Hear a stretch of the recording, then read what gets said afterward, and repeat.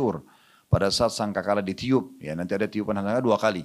Tiupan pertama mematikan semua makhluk di muka bumi ini yang tersisa menjelang hari kiamat nanti. Tiupan kedua kebangkitan lagi.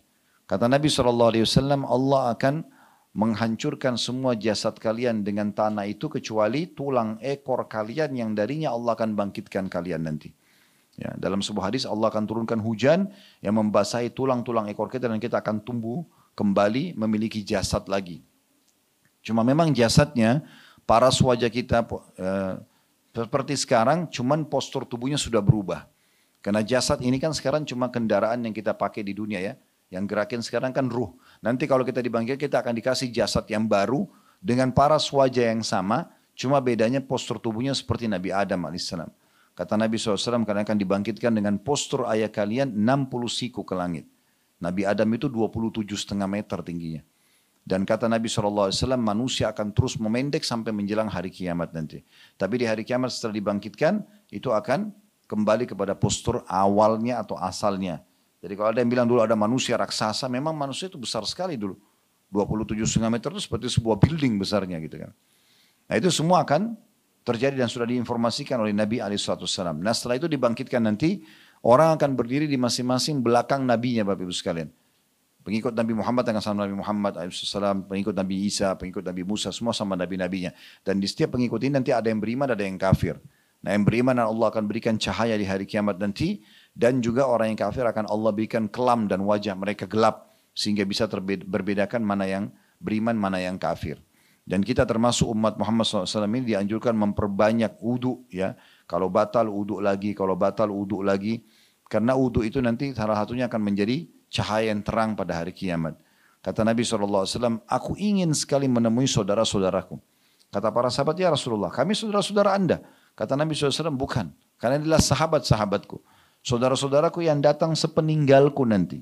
Setelah aku meninggal baru mereka datang. Ya kita-kita ini, karena kita tidak bertemu dengan Nabi. Apa kata para sahabat, ya Rasulullah, bagaimana Anda mengenal mereka nanti? Sementara Anda tidak ketemu sama mereka di dunia. Ketemunya nanti di mahsyar. Kata Nabi SAW, bukankah seseorang yang memiliki kuda di bagian keningnya berbulu warna putih dan di keempat kakinya berbulu putih? Dia bisa mengenal kuda ini dibandingkan atau kalau kuda itu sedang berada di kelompok kuda-kuda yang semuanya berkulit hitam. Kata para sahabat, tentu ya Rasulullah.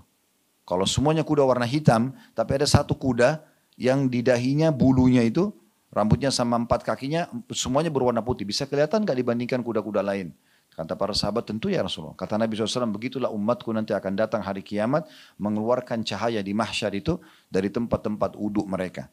Lalu kata Nabi SAW, siapa yang bisa memperpanjang uduknya, ya, memperlama maksudnya, batal uduk lagi gitu kan, lakukanlah. Begitu juga dengan jangkauan yang minimal, misalnya sampai telapak tangan dilebihkan, siku dilebihkan, gitu, mata kaki dilebihkan ke atas. Maka itu kelebihan itu akan disebut dalam sebuah hadis, perhiasan seorang mukmin akan memenuhi tempat-tempat yang tersentuh dengan air wuduknya misalnya. Kemudian setelah itu akan ada timbangan amal. Kita sudah hafal semua, faman ya'mal mithqala dzarratin khairan yarah, siapa yang berbuat seperti biji sawi dari kebaikan akan diperlihatkan. Wa may ya'mal mithqala dzarratin syarran yarah, siapa yang berbuat seperti biji sawi dari keburukan akan diperlihatkan, akan kena hukumannya. Ditimbang amal baik, amal buruk. Dan Allah menjelaskan dalam banyak firman yang lain gitu kan. Faman thaqulat mawazinu faulaika, siapapun yang berat timbangannya nanti hari kiamat, baik itu yang baik maka dia akan beruntung. Yang buruk maka dia akan rugi, ya. Tentang masalah timbangan amal. Setelah timbangan amal akan dibentangkan nanti neraka. Semua kita akan menyaksikan neraka nanti. Dan dibentangkan sirat, sebuah jembatan di atas neraka yang sudah diberikan bocorannya dari sekarang oleh Nabi SAW kepada kita. Bahkan dari 1400 tahun yang lalu. Sirat itu adalah sebuah jalan yang sangat tipis, lebih tipis dari rambut, lebih tajam dari pedang, ya, dan juga sangat licin menggelincirkan. Di kiri kanannya ada duri-duri, ya, yang menyambar. Kata Nabi SAW seperti duri sa'dan. Duri sa'dan itu sebuah pohon di daerah padang pasir. Durinya itu kayak pengait gitu, ya, dan tajam. Maka dia akan menyambar semua orang-orang yang pantas masuk neraka itu. Nah, orang-orang ahli surga tetap akan lewat di situ. Kata Allah SWT dalam surah Qaf, "Ma minkum illa wariduha." Tidak ada seorang pun dari kalian kecuali pasti akan melewatin sirat itu. Cuman ada orang yang lewat dan semoga kita insya Allah termasuk di golongan pertama seperti kilat. cepat sekali sudah sampai di ujung. Ujungnya sana surga. Gitu kan. Harus lewati neraka ini. Ada yang seperti menunggangi kuda, ada yang terbang seperti burung, ada yang seperti orang berlari, dan ada orang yang berjalan merangkak dan akhirnya jatuh, maksudnya menjadi lemah, kena lemahnya amalnya. Kena lemahnya amal. Jadi yang mendorong orang lewat sirat itu banyaknya amal soleh dia. Nah, orang-orang yang layak masuk neraka jatuh dulu ke neraka, dikait oleh kaitan tersebut. Masuk neraka. Tujuannya, hikmahnya kenapa kita disuruh lewat neraka, kata para ulama, agar orang-orang nanti kalau masuk surga itu selalu bersyukur kepada Allah karena dia tidak masuk ke dalam neraka itu. Dia akan merasa puas sekali dengan surga. Dan setiap orang di antara kita nanti kalau sudah masuk ke surganya, Bapak Ibu sekalian, insya Allah, maka ada satu pintu di istanahnya itu, yang kalau dia buka, dia bisa lihat ke neraka setiap saat. Sehingga dia selalu bersyukur kepada Allah, tidak disiksa di sana. Dan untuk masuk ke dalam surga sederhana. Bagaimana seseorang itu beriman kepada Allah dan dilaksanakan perintah saja. Dan perintah itu ringan sekali. Dan untuk masuk ke dalam neraka, lakukan pelanggaran, akan masuk ke dalam neraka dan disiksa. Perintah agama, kalau kita bicara tentang 5 rukun Islam saja, dan Bapak Ibu fokus ke ini saja sudah cukup. Syahadat. Bukan hanya bagi mu'allaf ya, orang baru masuk Islam. Kita pun butuh memahami syahadat ini. Pengucapan kita, asyhadu an la ilaha illallah, aku bersaksi tidak ada Tuhan yang berhak disembah kecuali Allah, artinya tidak boleh lagi bergantung dan menyembah selain Allah. Enggak boleh lagi pakai jimat, enggak boleh minta-minta ke benda-benda mati, kuburan, patung, enggak boleh, gitu kan? Pohon, keramat dan segala macam itu syirik namanya, menyekutukan Allah. Orang-orang Mekah dulu, mereka yakin Ka'bah rumahnya Allah, tapi mereka juga yakin Tuhan Allah ada, tapi mereka masih datangkan patung-patung, lalu mereka minta sama Allah, minta juga sama patung itu. Ini merusak la ilaha illallahnya. Kemudian, asyhadu anna Muhammad Rasulullah, kita harus yakin bahwasanya Nabi Muhammad SAW adalah utusan dan suri tauladan kita jadikan sebagai suri tauladan kita. Semua cara makan, cara minum, cara tidur, interaksi biologis, apa saja. Berbisnis ya, semua itu kita ikuti Nabi Muhammad SAW sebagai suri tauladan, kita ciplak hidup beliau. Itu makna syahadat. Ini tidak sulit. Kemudian yang kedua salat. Salat 5 waktu ini sering kalau ada yang datang syahadat di kantor kami selalu sampaikan tentang wasiat ini gitu ya. Kalau salat ini sebenarnya kan ada orang sebagian mengatakan saya nggak mau masuk Islam karena terlalu banyak salatnya. Ada sebagian orang begitu mengatakan. Ya, mereka tidak masuk Islam karena dianggap umat Islam kok 1 hari 5 kali salat. Padahal sebenarnya salat ini absensi. Absen, kayak teman-teman kantor gini kan absen. Bangga gak kita teman-teman sekalian? Ini kita bicara lingkup sederhana saja. Kalau ada di antara Anda setiap hari 5 kali dipanggil oleh direkturnya hanya untuk nanyakan kabar kamu bagaimana, kamu butuh apa? Dan dipenuhi kalau kita sampaikan, oh saya lagi butuh untuk anak saya lagi butuh untuk bayar utang saya. Semua dipenuhi 1 hari 5 kali. Itu gimana? Itu sholat begitu absensi. Makanya antara azan dan iqamah itu waktu mustajab. Waktu diterimanya doa. Kita disuruh sampaikan. Apa saja sampaikan. Absen. Dan kata Nabi SAW antara sholat dengan sholat yang lainnya pembersihan dosa di antara keduanya. Kesalahan yang terjadi dimaafkan di saat itu. Tinggal kita bagaimana khusyuk dan ikhlas untuk sholat tadi. Menjaga tata cara, gerakan dan juga bacaan yang benar. Ikuti syarat-syarat yang benar. Maka akan terpenuhi semuanya. Dan ini 5 waktu sholat ini tidak ngambil waktu lama. Ya. Paling lama 10 menit. Ya. Mungkin orang yang soleh banget itu 10 menit sholatnya. Gitu. Subuh 10 menit, duhur, asar, maghrib, isya. Sebentar sekali orang sholat. Kita bicara wajibnya, kita tidak bicara sunnahnya dulu ya. Kita bicara wajib. Sunnah itu tambahan. Bapak Ibu kerjakan, tidak kerjakan itu tidak. Kerjakan dapat pahala, tidak dikerjakan tidak berdosa. Tapi itu pelengkap nanti. Cuma yang sholat 5 waktu ini saja. Kalau 10 menit berarti kita habiskan cuma 50 menit dalam sehari. Sehari full ya, 24 jam. Berarti kita masih punya 23 jam plus 10 menit waktu untuk aktivitas yang lainnya. Ini aja absensi nih. Dan sederhana gerakan sudah kita bisa mudah pelajari, bacaan kita juga mudah hafal gitu. Yang ketiga zakat. Zakat ini pensucian harta saya bilang cuma setahun sekali. Itu pun memenuhi 2 syarat. Haul masa setahun. Misalnya Ramadan ke Ramadan. Dan yang kedua nisab. Kadar minimalnya 85 gram emas. Kalau kita hitung sekarang misalnya 1 juta 1 gram, berarti kita punya 80 gram emas. Ya. Kalau itu bertahan 1 tahun, tabungan dan investasi kita, dikeluarkanlah 2,5% untuk pensucian harta itu. Setahun sekali. Kalau dalam 1 tahun ini, misalnya 12 bulan ya, Ramadan ke Ramadan. Mulai Ramadan, misalnya mulai kita Syawal, Zulqa'dah, atau Masihinya misalnya Januari ke Januari. Supaya mudah difahami aja.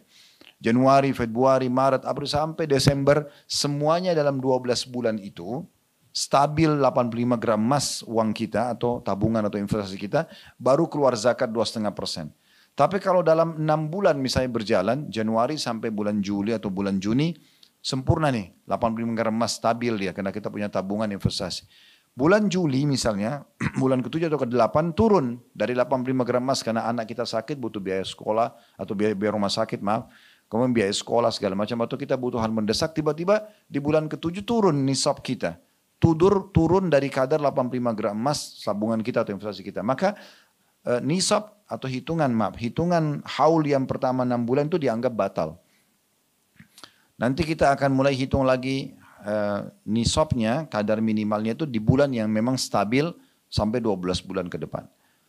Yang keempat Ramadan, puasa wajib saja setahun sekali. Ini adalah terapi kesehatan.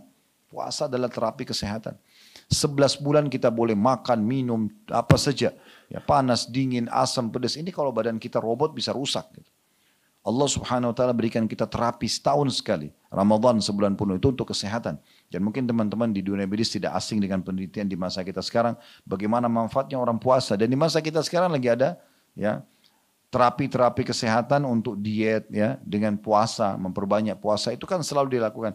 Karena emang perut kita ini banyak sekali mendatangkan sumber permasalahan. Dan Nabi SAW sudah mengatakan tidak ada bejana yang lebih buruk yang diisi oleh manusia dibandingkan perutnya. Kalau dia tidak kontrol akan jadi penyakit buat dia. Nah Ramadan datang untuk itu. Selain punya keutamaan yang lain, puasa adalah kewajiban, dapat pahala dan seterusnya. Jadi ini setahun sekali saja. Kemudian yang kelima terakhir haji, ini juga bagi yang mampu saja. Sekali seumur hidup. Ya. Kalau sudah sekali dilakukan sudah selesai, gugur dari kewajiban selama dia mampu. Kalau tidak mampu berarti tidak ada kewajibannya. Ini saja 5. Ya, tidak ada yang lain sebenarnya. Maksudnya yang wajib ya. Kalau yang lain sifatnya sunnah itu tambahan. Makanya pernah ada orang satu badui datang kepada Nabi Muhammad SAW lalu berkata begini, ya Rasulullah, maaf, dia belum masuk Islam. Dia datang ke masjid lalu dia mengatakan, siapa di antara kalian yang bernama Muhammad? Maka Nabi Muhammad SAW itu lagi muttaki itu kayak letakin sikunya di lantai, kakinya ngelonjor gitu, lagi ngobrol santai dengan para sahabat. Maka Nabi SAW mengatakan saya. Lalu orang itu mengatakan, saya ingin bertanya kepada anda, apakah boleh? Kata Nabi SAW, silahkan. Dia bilang baik. Saya ingin tanya, siapa yang meninggikan langit ini? Yang membuat langit seperti ini siapa? Orang itu tanya kepada Nabi Muhammad SAW. Kata Nabi SAW, Allah. Lalu saya tanya lagi, siapa yang menghamparkan bumi? Sehingga bisa cocok tanam di situ, bisa tinggal di atasnya, bisa jalan berpicak, bisa ambil hasilnya. Ini siapa yang menghamparkan bumi? Kata Nabi Muhammad SAW, Allah. Lalu orang itu lagi bilang, siapa yang menancapkan gunung-gunung? Yang banyak gunung berapi, ada gunung batu. Ini siapa yang tancapin? Yang menata semua ini jumlahnya banyak begini. Kata Nabi SAW, Allah. Maka orang itu mengucapkan kata-kata yang membuat Nabi Muhammad SAW tadi lagi santai, tiba-tiba serius. Gitu. Duduk. Karena orang itu bilang, hai Muhammad, saya tanya kepadamu atas nama Allah yang meninggikan langit, yang menghamparkan bumi, yang menancapkan gunung-gunung. Apakah Allah mengutus anda kepada kami? Perkataan ini berat sebenarnya, sangat luar biasa berbobot. Maka Nabi SAW lagi duduk santai, duduk tiba-tiba. Serius selalu mengatakan iya. Dengan tidak ada keraguan benar. Maksudnya saya diutus oleh Allah yang telah menciptakan langit, menghamparkan bumi, menancapkan gunung-gunung. Orang ini bilang, saya mau bertanya lagi atas nama Allah yang meninggikan langit, menghamparkan bumi, menancapkan gunung-gunung. Apakah Allah perintahkan kepada anda untuk menyampaikan kepada kami agar kami sholat 5 kali sehari? Subuh, duhur, asar, maghrib, isya? Kata Nabi SAW, iya. Orang ini bilang lagi, saya mau bertanya lagi atas nama Allah yang meninggikan langit, hamparkan bumi, yang menancapkan gunung-gunung. Apakah Allah memerintahkan anda untuk memerintahkan kepada orang kaya kami mengeluarkan hartanya kepada orang miskin kami zakat? Kata Nabi SAW, iya. Dia tanya lagi, atas nama Allah meninggikan langit, menghamparkan bumi, menancapkan gunung-gunung. Apakah Allah memerintahkan anda menyampaikan kepada kami agar kami puasa 1 bulan Ramadan penuh dalam setahun itu? Kata Nabi SAW, iya. Saya tanya lagi atas nama Allah yang meninggikan langit, menghamparkan bumi, menancapkan gunung-gunung. Apakah Allah perintahkan kepada anda untuk menyampaikan kepada kami agar kami haji sekali seumur hidup kami ke Baitullah di Mekah, di Ka'bah? Kata Nabi SAW, iya. Maka orang itu bilang, kalau saya lakukan itu, saya beriman, apa yang saya dapat? Kata Nabi SAW, engkau akan masuk surga. Maka orang itu langsung bilang, asyhadu an la ilaha illallah wa anna Muhammad Rasul. Syahadat dia. Setelah dia syahadat, kata dia, ya Rasulullah, apa yang saya dapatkan kalau saya lakukan ini? Kata Nabi SAW, engkau akan masuk surga. Maka orang itu mengatakan, demi Allah, saya tidak akan tambah dan kurangi. Dan saya akan fokus ke rukun Islam tadi, saya tidak tambah lagi. Sunnah pun dia tidak kerjakan. Gitu kan. Saya mau ini saja. Maka orang itu pun pergi. Kata Nabi SAW, siapa yang ingin melihat penghuni surga, maka lihatlah orang ini. Islam itu mudah. Hanya rukun Islam kita fokus. Gitu kan? Selebihnya kita akan menjadikannya sebagai tambahan. Kalau dalam hal ibadah ya, tentu ada juga hal yang lain harus perhatikan. Tidak boleh melanggar pelanggaran-pelanggaran. Dan saya sudah bahasakan tadi di pembukaan kita, semua yang dilarang oleh agama pasti buruk. Dilarang mencuri, dalam berbohong, dalam mengganggu orang, ya, dalam menggosipin orang, ghibah, tidak boleh memfitnah, tidak boleh membunuh, dan seterusnya. Semua itu buruk. Jadi kalau kita tinggalkan, otomatis kita akan aman dari hukuman Allah Subhanahu wa ta'ala. Nah ini gambarannya Bapak Ibu sekalian. Jadi kita kembali tadi, sebenarnya orang yang mengikuti agama ini akan mendapatkan panduan hidup dan jelas kemana arahnya. Nah nanti akan ada surga dan neraka, orang yang patuh masuk surga dan orang yang membangkang akan masuk ke dalam api neraka. Kami sarankan saja di YouTube kami, kalau Bapak Ibu lihat di Khalid Basalamah Official, diklik logonya nanti akan ada playlist, diklik playlist itu ada bahasan kami juga, sebenarnya buku lanjutan setelah ini ya, tapi sudah pernah kami bedah. Judulnya Rasulullah SAW cerita tentang surga dan neraka. Itu ada 60 pasal lebih tentang surga dan neraka. Ini memang bahasan sebenarnya fase setelah ini ya. Kalau ini sekarang yang kita bahas lebih fokus ke masalah prosesi kematian dan bagaimana keadaan di alam barzah itu. Bagaimana keadaan di alam kuburan ya. Sehingga akhirnya kita jadi tahu dan punya persiapan untuk itu. Ingatlah sabda Nabi SAW waktu ditanya oleh para sahabat, siapa orang mukmin yang akyas, yang cerdas?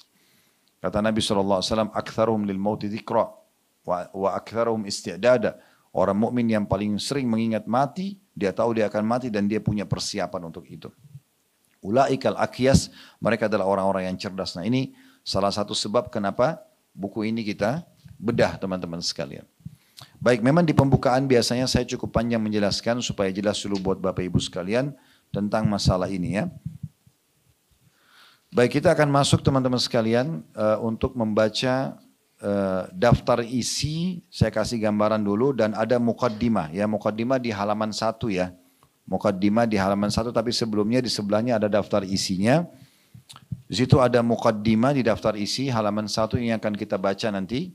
Kemudian di halaman 10 ada sesaat sebelum ruh dicabut apa yang terjadi. Ya, pada saat ruh akan dicabut apa yang terjadi supaya kita tahu ya.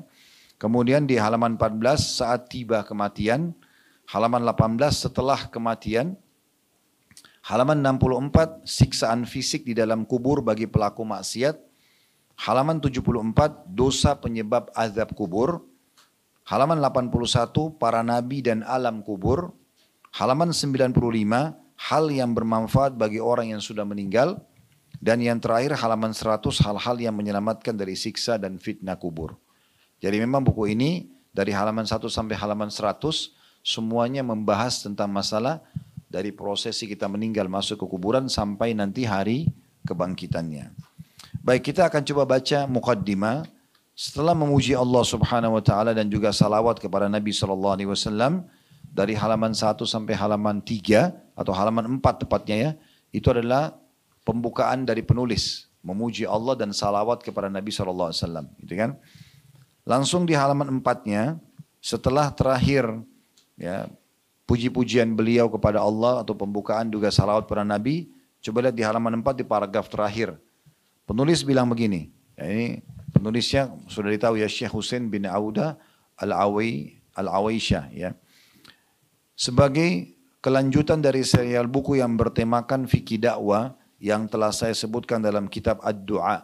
Maksudnya beliau pernah nyusun buku fikih dakwah. Jadi bagaimana orang punya pemahaman yang tepat tentang masalah dakwah itu.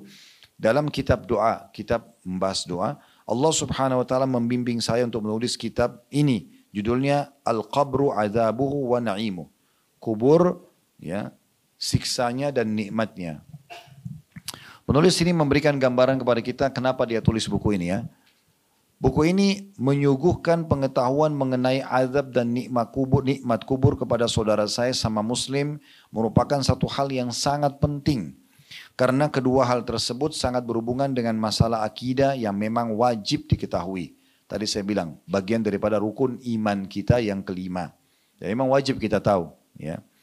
Dengan mengetahui rukun iman, azab dan nikmat kubur, serta kepedihan siksa neraka dan kenikmatan surga, juga dengan mengimaninya secara benar akan diraih kelulusan batin atau hati kita jadi lurus, jadi benar. Ya. Yang pada gilirannya akan melahirkan kelurusan perbuatan fisik seorang muslim. Artinya semua perbuatannya nanti akan baik. Saya sudah katakan tadi semua yang agama perintahkan baik. Jujur, amanah, tanggung jawab, bakti sama orang tua, jenguk orang sakit, memaafkan, dermawan. Itu semua baik-baik. Kita akan kesana nanti arahnya. Dan juga kita akan jauh yang buruk-buruk, mencuri, memukul, menggibah, memfitnah, dan seterusnya. Selain itu akan didapatkan pula kelurusan perilaku yang kemudian melahirkan ketenangan dan keamanan di dalam masyarakat dan umat. Karena orang kalau jadi orang muslim yang sejati, pasti akan baik dia dan baik sekitar masyarakatnya. Ya, karena semua tadi saya katakan sekali lagi dia akan jujur, dia akan amanah, dia akan tanggung jawab. Kalau dia jalankan agama dengan benar, dia akan dermawan, jenguk orang sakit, bantu orang susah, bakti sama orang tua, silaturahim keluarga, semuanya baik-baik. Maka akan mendatangkan ketenangan dan juga keamanan di dalam masyarakat. Keamanan karena tidak ada kekacauan, tidak mencuri, tidak mengganggu orang karena dia tahu itu adalah dosa, gitu ya. Kita tahu, jadi maksudnya beliau ingin menitik beratkan di dua paragraf pertama ini, kalau Anda pelajari tentang kehidupan setelah kematian, tentang alam barzah, alam kubur, tentang pembangkitan hari kiamat, surga dan neraka, ini akan membuat orang jadi sadar, oh ternyata kehidupan tidak sampai di sini aja loh. Ada kehidupan nanti di sana. Ya. Dan di sana akan ada kehidupan surga yang balasan bagi yang baik dan neraka bagi orang yang membangkang. Jadi kita tidak bisa mengatakan, oh saya di dunia pernah mencuri tapi nggak ada yang tahu kok, nggak ada hukuman. Nggak, kalau kita nggak taubat di akhirat akan ada hukumannya. Sebagaimana juga kita sudah bertahun-tahun sholat, kita bertahun-tahun berdoa, berzikir, silaturahim keluarga, bekerja cari rezeki halal, ini akan ada balasannya dari perbuatan-perbuatan kebaikan itu. Kata beliau selanjutnya kita tahu bahwa penyebab kehancuran secara individu maupun kelompok berawal dari tidak adanya pengendali dan pencegah. Adapun pencegah dan pengendali paling efektif hanyalah keimanan kepada Allah Subhanahu wa taala dan perasaan selalu diawasi serta beriman kepada para malaikat, nikmat dan azab kubur, surga dan neraka dan perkara lainnya yang wajib diimani baik itu ketika sedang sendiri maupun di halayak ramai, sembunyi ataupun terang-terangan. Pengawas yang paling bagus adalah iman kepada Allah. Kita tahu kita punya Tuhan Allah, Dia menciptakan kita, Dia mengawasi kita, dan Dia selalu saja menyiapkan balasan yang baik bagi orang yang berbuat ketaatan, dan hukuman yang berat bagi orang yang membuat dosa, maka itu akan jadi pengontrol yang luar biasa. Orang akan terawasi, orang itu kalau dekat sama Allah, pasti baik hidupnya, terkontrol semuanya. Karena dia akan takut pada Tuhannya akan dihukum kalau dia melanggar, dan dia selalu kejar kebaikan karena dia sedang mengejar janji yang sedang dijanjikan pada perbuatan baik yang sedang dia kerjakan. Seorang mukmin sebelum mengerjakan atau mengatakan sesuatu dituntut untuk senantiasa mempertimbangkannya dengan parameter ketakwaan kepada Allah Subhanahu wa taala serta mengingat surga dan neraka. Ini sebagai contoh. Jadi kita sebagai seorang muslim sebelum ngomong, lisannya mengucapkan kata-kata apapun selalu dikontrol dengan keimanannya dan juga dia mempertimbangkan ini. Ini kata-kata saya akan membawa ke surga atau ke neraka. Juga nikmat dan azab kubur. Nanti akan mendatangkan nikmat atau akan mendatangkan siksa di kuburan. Dengan cara seperti ini, tidak ada yang terlihat dari diri seorang mukmin kecuali perbuatan-perbuatan yang baik saja. Nah, jadi manfaatnya Bapak Ibu belajar tentang masalah kematian, kuburan, kehidupan setelah kematian kita lah ya, termasuk ujung nanti surga dan neraka, itu akan membuat kita betul-betul terkontrol, terawasi. Kita merasa kita hanya selalu mengejar apa yang dibolehkan dan mengejar pahalanya dan selalu menjauhi apa yang dilarang. Sudah kami jelaskan dan kami ulangi lagi. Semua yang diperintahkan semuanya baik-baik. Dan semua yang dilarang adalah yang buruk-buruk. Sungguh pun kata beliau, ada perbuatan tidak layak yang dia lakukan dan membuat Allah tidak rela. Maka dia akan merasakan bahwa siksa neraka dan kubur itu lebih dekat kepadanya daripada tari sendalnya sendiri. Jadi kalau dia punya keimanan, kapan dia langgar, misalnya maaf Bapak Ibu, ada orang berzina misalnya. Atau ada orang melakukan dosa apa sajalah. Awal pasti yang datang dalam hatinya ketakutan. Itu sinyal dari Allah Subhanahu wa taala supaya jangan dia lakukan. Tidak ada orang yang mau buat dosa kecuali Allah datangkan sifat atau rasa takut ini. Mau zina masuk ke hotel misalnya, mau ketemu diam-diam yang tidak halal. Beda kalau suami istri. Kalau halal pasti dia akan merasakan ketentraman jiwa. Mau berangkat, mau safar, mau biologis, mau punya anak sekian banyak, gak ada kekhawatiran. Halal sama haram perbedaannya di situ. Begitu juga orang kalau mau membunuh, mau mencuri, ya, mau apa saja Allah datangkan kekhawatiran. Kalau dia tidak mau sadar, tetap aja diterabas sama dia. Maaf, dia lakukan perbuatan dosa tersebut, maka Allah datangkan peringatan lebih besar lagi. Tiba-tiba dia ketahuan, ya mungkin sama orang-orang yang dekat-dekat dulu, ya, tapi dia belum dihukum berat. Dia tetap ulangi lagi, maka akan datang yang lebih berat. Sampai ketahuan dan akhirnya masa menggebukin pencuri. Ada bahkan yang sampai mati terbunuh, gitu kan. Orang yang berzina ada yang rubuh, gempa hotelnya rubuh, akhirnya dia meninggal dalam kondisi ya, mengenaskan, su'ul khatimah, orang biasa agama kita mengatakan kematian yang buruk, ya, wa na'udzubillah. Maka seperti itu keadaannya.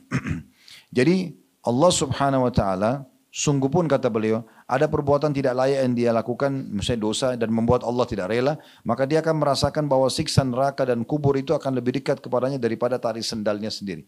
Dan setiap saat Allah akan datangkan rasa takut dan penyesalan sebelum dia kerjakan dan sesudah dia kerjakan, agar dia takut kepada Allah dan takut akan siksaannya.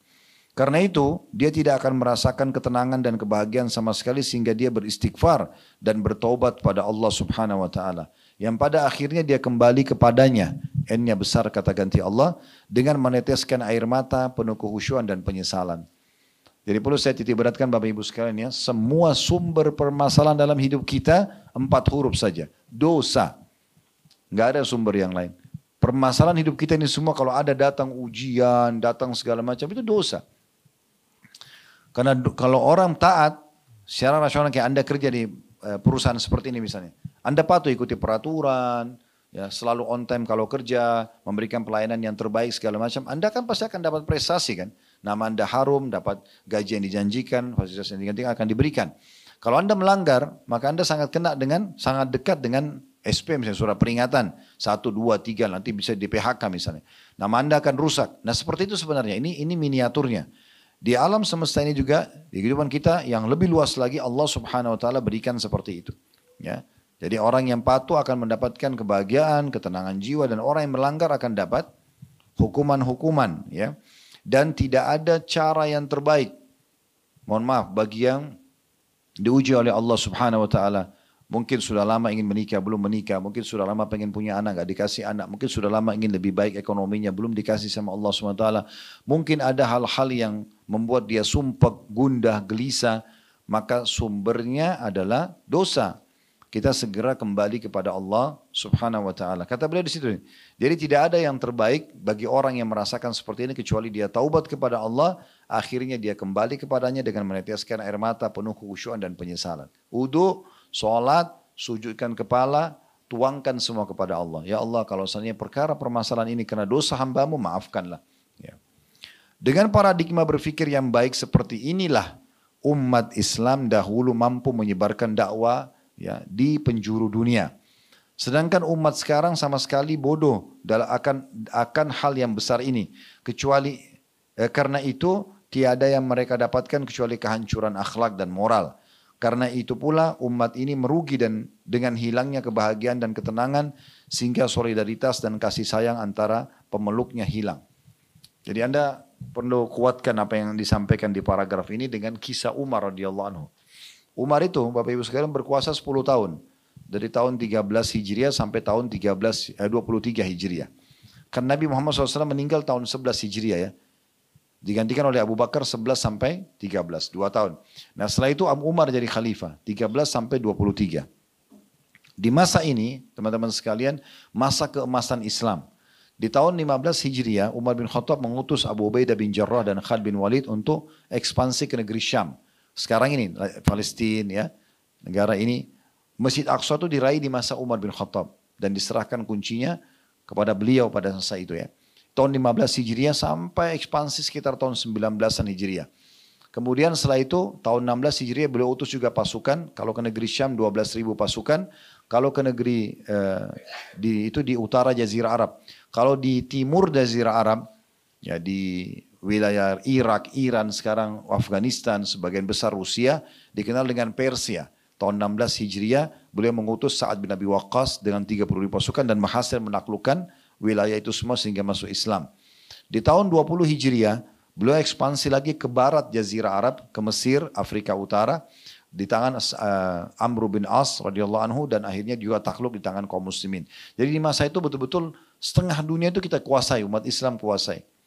Anda tahu, Ada beberapa kejadian di masa Umar. Umar bin Khattab itu walaupun jadi raja yang terkenal ditakuti oleh pemimpin-pemimpin dunia pada saat itu, beliau tetap tidur di rumahnya, nggak ada istana khusus.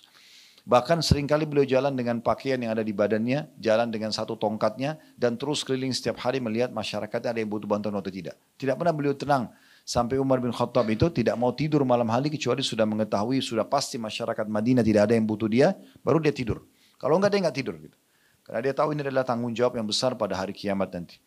Satu waktu pernah ada utusan Persia datang, kemudian pada saat datang dia dibawa ingin bertemu dengan Umar. Dicarilah Umar tidak ditemukan. Ternyata Umar bin Khattab sedang tidur di bawah sebuah pohon yang dia beralaskan dengan tongkat dia. Ya, beberapa asar menyebutkan ada batu yang dipakai tidur sebagai alas kepalanya gitu. Tidur biasa saja. Di bawah teriknya matahari. Istirahat di siang hari. Maka utusan orang-orang Persia itu mengatakan, apakah ini raja kalian? Mereka mengatakan iya. Lalu jawabannya apa? Pantas saja raja-raja di negeri kami takut sama orang ini. Karena orang ini tidak ada pengawal pribadi pun. Orang ini betul-betul mengenal dia punya Tuhan Allah. Dan dia yakin Allah mengawasi dan menjaga dia, maka dia hidup tenang. Dibandingkan dengan raja-raja yang tidak beriman sama Allah, mereka harus punya banyak pengawal, mendampingi mereka. Karena tidak ada rasa imannya kepada Allah subhanahu wa ta'ala. Ya. Satu lagi utusan yang lain membawa hadiah cukup banyak ke Madinah lalu bertemu dengan Umar bin Khattab. Kemudian pada saat itu dia kaget melihat, dia tanya orang-orang Madinah, mana istananya Umar, raja kalian? Maka orang-orang Madinah bingung, istana Umar tidak ada, Umar cuma punya rumah.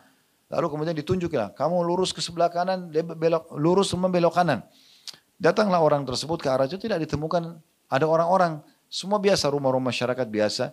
Ada satu orang kebetulan lagi jemur baju dan menunggu di bawah pohon. Maka utusan orang Persia ini mengatakan, saya mau tanya hai Muslim, di mana raja kalian yang terhormat, yang mulia Umar bin Khattab? Maka orang yang di bawah pohon itu bilang, ada apa kamu cari Umar? Dia bilang, saya ingin membawa ada utusan, ada bahan, ada hadiah-hadiah yang kami bawa ini untuk kami berikan kepada beliau gitu, untuk diberikan gitu kan. Maka kata Umar, bagaimana kalau yang di depan kalian adalah Umar? Ternyata Umar bin Khattab waktu itu Bapak Ibu sekalian lagi menjemur bajunya. Jadi dia punya baju 2 lembar, yang satu dijemur, yang satu dipakai. Dia cuci sendiri. Lalu kemudian utusan tersebut turun dari kuda lalu mengatakan, apakah anda betul Raja Umar? Dia bilang iya. Kata dia, pantas saja raja-raja di negeri kami segan dengan anda. Bahkan dunia tunduk kepada anda. Anda bahkan tidak ada pengawal satupun. Dan cuci baju sendiri sebagai raja. Nah, orang-orang beriman kepada Allah subhanahu wa ta'ala Bapak Ibu sekalian, begini keadaannya. Mereka bukan tidak boleh nikmati dunia. Tapi karena keimanannya kepada Allah, mereka merasa tentram, mereka merasa bahagia. Ini yang disinggung oleh penulis di paragraf ini ya. Jadi saya ulangi sedikit. Dengan paradigma berfikir yang baik seperti inilah umat Islam dahulu mampu menyebarkan dakwah di penjuru dunia. Sedangkan umat sekarang ini sama sekali bodoh akan hal yang besar ini. Maksudnya beriman kepada Allah, beriman pada akhirat, yakin bahwasanya kematian akan datang dimanapun dan kapanpun. Semua perbuatan baik akan ada balasannya, semua perbuatan buruk akan ada hukumannya. Karena itu tiada yang mereka dapatkan kecuali kehancuran akhlak dan juga moral. Karena itu pula umat ini merugi dengan hilangnya kebahagiaan dan ketenangan sehingga solidaritas dan kasih sayang antara pemeluknya hilang. Ya seperti kasus sekarang teman-teman kita di Palestina, jarang sekali orang yang mau peduli, seakan-akan itu bukan masalah agama. Padahal orang 2 juta lebih di Gaza sedang dibombardir, sedang diblokir, itu butuh sekali dengan kita. Seakan-akan karena kita masih kurang secara keimanan dan berpikir masalah akhirat ini, oh enggak perlu pikirin mereka, yang penting kan saya tidak kena. Ini pemahaman yang keliru, ini masalah agama, masalah keimanan. Harus setiap orang di antara muslim ini peduli dengan itu. Yang punya kekuatan militer bisa membantunya, itu membantunya. Orang membantu dengan harta, bantu harta. Orang bantu dengan doa, bantu dengan doa. Dan tidak ada yang lebih ringan daripada doa itu. Kita tidak punya udzur di sisi Allah subhanahu wa ta'ala kalau kita tidak mendoakan kebaikan dan keselamatan buat mereka. Lalu selanjutnya mereka, kata penulis, telah mengabaikan nilai-nilai perjuangan dan pengorbanan di jalan Allah sehingga membuat musuh sangat berminat menguasai mereka. Dan umat-umat lain akan mengurumuni mereka sebagaimana orang-orang lapar mengurumuni hidangan makanan. Maka kerugianlah yang didapat dan kerugian di akhirat lebih pahit rasanya nanti. Ya, maksudnya kalau orang tidak punya iman tentang hari kiamat ini, tentang alam barzah, timbangan amal, surga dan neraka, orang tidak akan peduli untuk memperjuangkan agamanya, mempraktekkan dalam hidup atau membela agamanya, itu membela muslimin yang sedang tertindas. Akan tetapi kata beliau, agama ini adalah pelita, cahaya dan petunjuk yang menerangi jalan orang-orang yang menelusurinya. Agama ini akan menerangi jalan bagi umatnya. Dan agama inilah yang membangkitkan kehidupan dalam hati manusia dan menyatukannya. Dan agama ini pula yang merobek-robek kebencian dan permusuhan. Seorang kalau beragama, satu sisi yang lain juga akan mendatangkan hal-hal yang baik. Menjaga persatuan dan kesatuan, karena agama melarang untuk membuat kerusakan. Dan juga menghilangkan rasa benci dan permusuhan dalam hati, itu hanya agama saja. Agama inilah yang akan mengembalikan keagungan, kebahagiaan, dan kemuliaan. Semua itu terwujud jika kita semua berpegang teguh dengannya. Namun pernahkah kita memikirkan hal tersebut? Tak lupa saya sampaikan, kata penulis, ucapan terima kasih sebanyak-banyaknya bagi setiap orang yang telah membantu saya dan untuk menulis risalah ini, terutama guru saya yang mulia. Beliau mengatakan Muhammad Nasiruddin Albani, beliau sebutkan nama gurunya. Ini termasuk adab yang baik, kita berterima kasih pada guru-guru yang pernah mengajarkan kepada kita. Beliau memberikan kepada saya kitabnya yang belum sempat dicetak pada waktu itu, yaitu kitab Sahih At-Targhib wa Tarhib. Ini nama judul buku. Sebuah kitab yang sangat saya butuhkan dalam menyusun risalah ini. Semoga Allah SWT membalas semua kebaikan beliau. Hanyalah kepada Allah saya memohon, semoga risalah ini menjadi sebuah karya yang ditujukan demi mencari ridhonya, N-nya besar kata ganti Allah semata. Semoga karya saya ini diterima oleh Allah. Juga saya berharap semoga saya dan semua saudara saya yang berjuang di jalan Allah mendapatkan perlindungan dari azab kubur dan neraka. Semoga Allah melimpahkan nikmat kubur dan surga kepada kita semua. Allahumma amin. Hanya kepada Allah pula kita berharap, semoga saja kebahagiaan dunia akhirat tercurah kepada kita semua. Sesungguhnya Allah Maha Kuasa atas segala sesuatunya. Nah, ini mukaddimah daripada buku kenapa penulis menyusun buku ini. Ya, harapannya agar umat Islam lebih mengenal Tuhannya, lebih mengenal janji-janji di akhirat nanti, dimulai dari alam barzah sampai ke surga dan neraka. Dan ini adalah tolok ukur, ya, bagaimana seseorang itu akan patuh menjalankan perintah karena dia mengetahui ada balasan di akhirat sana. Yang baik, berbuat baik atau taat akan mendapatkan balasan surga, yang buat kejahatan akan dapat neraka. Maka dengan ini perbuatan di dunianya akan baik secara otomatis. Orang jadi tidak berani berbuat pelanggaran karena dia tahu ada hukumannya. Orang jadi semangat berbuat dan konsisten menjaga kebaikan karena dia tahu ada balasannya. Jadi ini bahasannya. Dan ini insya Allah ke depannya kita akan masuk membahas tentang sesaat sebelum ruh dicabut. Nanti akan kita masuk dalam bahasan ini insya Allah. Poin demi poin pada pertemuan kita yang akan datang nanti. Seperti apa ya yang perlu kita fahami pada saat ruh itu akan dicabut. Ya. Tentu kita berbeda dengan orang-orang ateis yang sama sekali tidak pernah berpikir tentang masalah adanya Tuhan, adanya malaikat yang datang ya untuk mencabut ruh tersebut. Saya bahkan pernah melihat ada satu cuplikan kamera tercanggih sekarang sengaja diletakkan di satu jenazah orang yang mau meninggal ya di satu kuburan, di satu rumah sakit di Eropa. Mereka cuma mau tahu ada apa sebenarnya dalam prosesi kematian itu. Mereka datangkan kamera, mereka cuma lihat tadinya warna merah, ya, kemudian berubah menjadi biru tiba-tiba dari kakinya, menjadi dingin, suhu tubuhnya jadi turun, sampai akhirnya di kepalanya dan orang itu sudah tidak bergerak lagi. Dan mereka tidak punya jawabannya. Saya lihat sendiri cuplikan dokumenternya, mereka cuma mengatakan ini satu keajaiban yang masih jadi misteri bagi manusia. Itu bagi mereka, kalau bagi kita tidak seperti itu.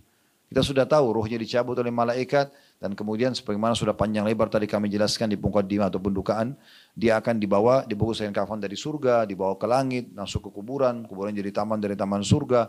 Kemudian kalau dia orang buruk maka akan jadi taman dari lubang neraka. Kemudian akan ada kebangkitan hari kiamat dan seterusnya timbangan amal, lewati sirat dan akan surga atau neraka ujung-ujungnya.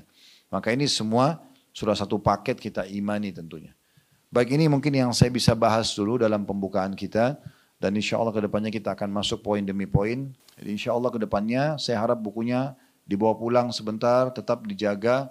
Kalau mau dibaca juga nggak masalah, nanti berarti tinggal dikuatkan dengan pada saat kami bacakan ya. Tapi kami berharap bulan depan kalau Allah masih mudahkan ada umur, kita akan baca dan bukunya harus dibawa. Gitu kan. Nanti kita akan ditulis nama masing-masing, kemudian nanti ditandain dan kita kalau ada faedah ditambah misalnya nanti kita baca bab pertama misalnya ada faedah tambahan bisa pakai pensil ditulis atau mungkin bawa stabilo diwarnain bukunya sehingga buku itu bermanfaat dan kita usahakan bedah sampai akhir nih. 100 lembar insya Allah akan kita bedah. Allahu a'lam berapa lama Allah kasih kesempatan tapi kita akan coba selesaikan insya Allah. Begitu saja kalau ada benar dari Allah, ada salah dari saya mohon dimaafkan. Dan sebelum kita menutup dengan kafaratul majlis, saya mengajak agar kita mendoakan saudara-saudara kita di Palestina. Semoga Allah berikan mereka kemenangan, ketenangan jiwa, Allah hilangkan rasa lapar dan rasa takut dari mereka. Semoga Allah ikhlaskan niat mereka, Allah angkat permasalahan dari mereka, serta Allah juga terima para syuhada mereka dan Allah ikut sertakan kita bersama mereka di pahala, baik dengan doa, dengan harta juga dengan jiwa kita. Dan selalu kita doakan agar negara kita menjadi negara yang aman, tentram, damai, seluruh umat Islam di bawah naungan ukhuwah Islamiyah. Dalam hal ibadah mereka kembali kepada Al-Quran dan Sunnah, dan semoga Allah berikan petunjuk para pemimpin kita untuk menjalankan amanah dengan baik, dan kedepannya selalu Allah berikan pemimpin-pemimpin yang bertanggung jawab, yang baik, yang adil. Kemudian juga Allah SWT jadikan kita masyarakat yang selalu menjaga persatuan dan kesatuan, gotong royong, dan menjaga kemerdekaan ini bersatu padu dengan pemerintah, dan semua kita menjadi contoh bagi negara-negara yang lain.